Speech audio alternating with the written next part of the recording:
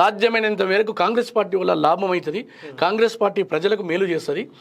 రాబోయే రోజుల్లో పేద వర్గాలను ఆదుకునే ఏకైక పార్టీ కాంగ్రెస్ అని ఈ యొక్క 12 నియోజకవర్గాల్లో తిరిగి వాళ్ళకు సపోర్ట్ చేసుకుంటూ వెళ్ళినటువంటి నాయకుని. కాబట్టి వీళ్ళ బ్లెస్సింగ్స్ ఉంటాయి. నేను ఎవరికి వ్యతిరేకంగా పోను కూడా. రాజకీయాల్లో ఒకటి నేను నేర్చుకునేది ఏంటంటే, 4 అదుపులో పెట్టుకుంటే అన్ని పదవులు వస్తాయి. తప్పకుండా నేను పార్టీ వైపు నిలబడ్డా, పార్టీ కోసమే పనిచేసిన, పార్టీ లక్ష్యంగా పనిచేసిన, పార్టీ జీవితంగా పనిచేసిన. ఇప్పుడు మీ పార్టీలో ఒక బీసీని 4 అదుపులో పెట్టుకొని మాట్లాడితే పదవి వస్తానంటా ఉన్నారు. అంటే అన్ని కులాలకు ఇదే పద్ధతి ఉంటుందా? ఒక బీసీకి ఇలాంటి లిమిట్స్ ఉంటాయా? ఇగో రాము గారు ఒకటి చెప్తా. ఇప్పుడు అటువంటి వాటిని చర్చించేంత నాకు లేదు.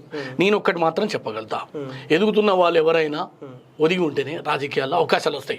ఇప్పుడు యూనివర్సిటీలో చేసినప్పుడు ఏమవుతుందండి అంటే, ఒక మాట చెప్తాను, యూనివర్సిటీగా విద్యార్థి నాయకుడు ఉన్నప్పుడు మనం ఏదైనా మాట్లాడచ్చు. కానీ రాజకీయాల్లో టంగు స్లిప్ అయితే డెఫినెట్లీగా మనకు రాజకీయ అవకాశాలు రాకపోగా మనని తక్కువ చేసేటువంటి అవకాశం.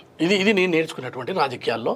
కాబట్టి అందరితో మనం మంచిగా ఉండాలి. ఎవరు మన శత్రువు కాదు.